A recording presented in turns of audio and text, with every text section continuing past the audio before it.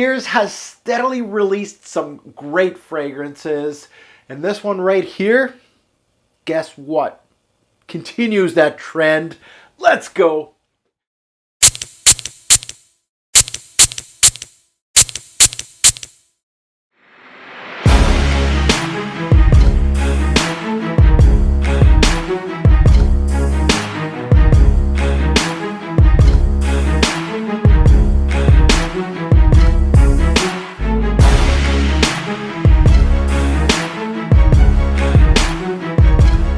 Fragrance family, welcome to Pop the Cherry. This is where I pop the cork on a fragrance and give you all my first real test on skin. I've worn this fragrance right here as my scent of the day today.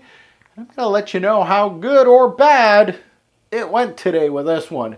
Today, as the title suggests, I'm trying out Lalique's Ombre Noire. To note, this actually was the Middle Eastern release only.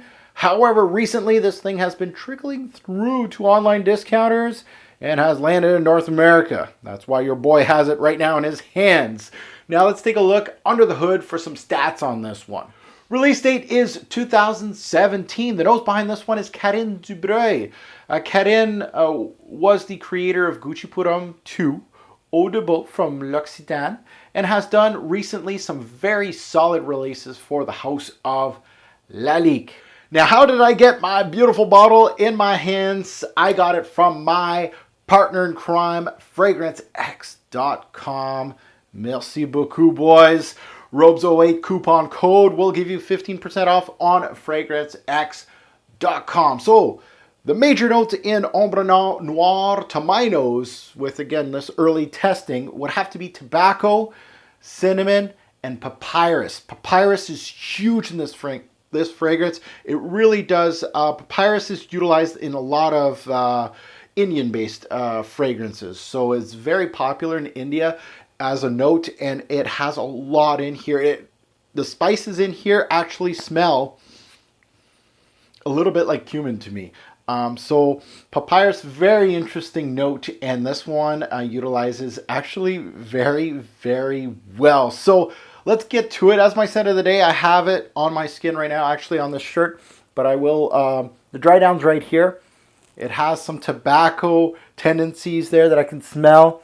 Very nicely done. So let's remind me of this introduction here. I'll spray it on the back of my hand and remind me of the introduction. The opening of Ombre Noire was exactly what I expect from a dark Lalique release. You know, Encre Noire series, I absolutely love it. That is no stranger on YouTube. You guys know that I absolutely love the whole series of Encre Noire. And this reminds me of the build of Encre Noire. It really does remind me of the darkness of Encre Noire.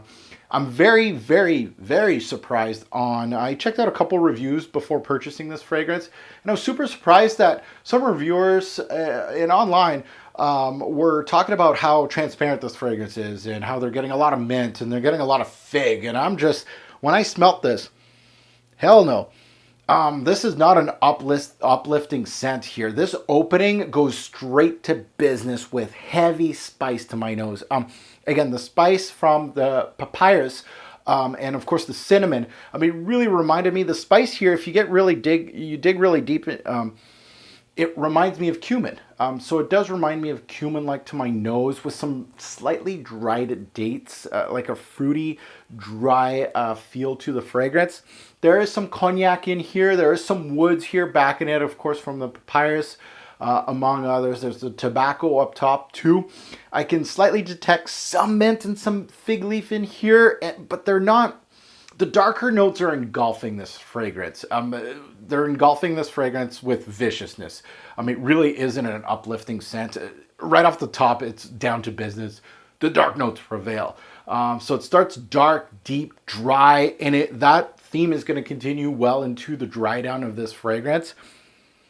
The tobacco and cinnamon here, very well done. The papyrus will strive here too, and I felt the spices truly shined here in the opening. If I had to classify this fragrance as something, it would have to be a spicy, woody scent. It really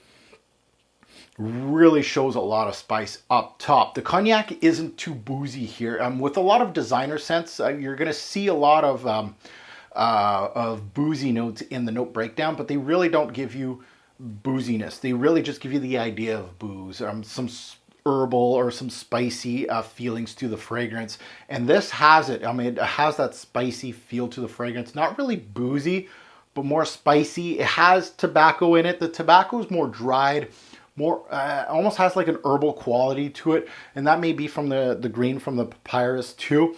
So really interesting opening, to be quite honest, but very dark, not transparent at all in my opinion. Now let's get into more of the dry down of this fragrance.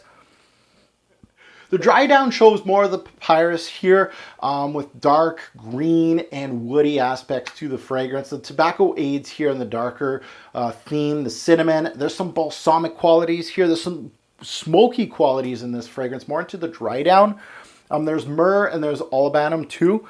So I could see why this was a Middle Eastern release, because it has a lot of those notes that would trigger those noses. I'm a really great blend in a fragrance. It's simply outstanding, actually, the blend here. There's some great depth here, a solid release, and as he felt like a reviewer, this one's going to be a treat to dissect. I can't wait. Like already in the first wearing, I can detect a lot of different things, and I really want to delve into the papyrus actually in this fragrance, because I think it has a lot of it. Now let's get into the Revolver Seasons.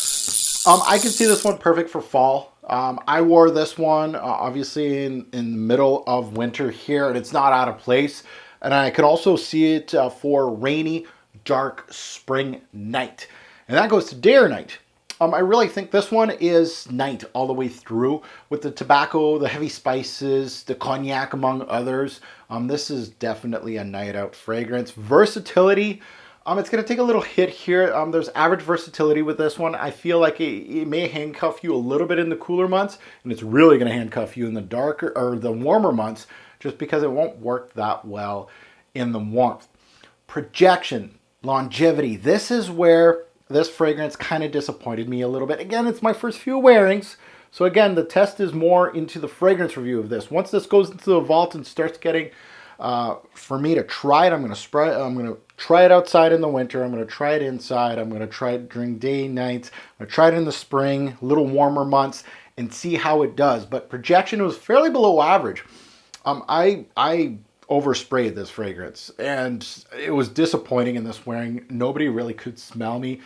And longevity, it lasted 4 to 6 hours, which is also a disappointment. Not a huge disappointment, right? If it went 3 to 5, I would have been like, what did I just buy?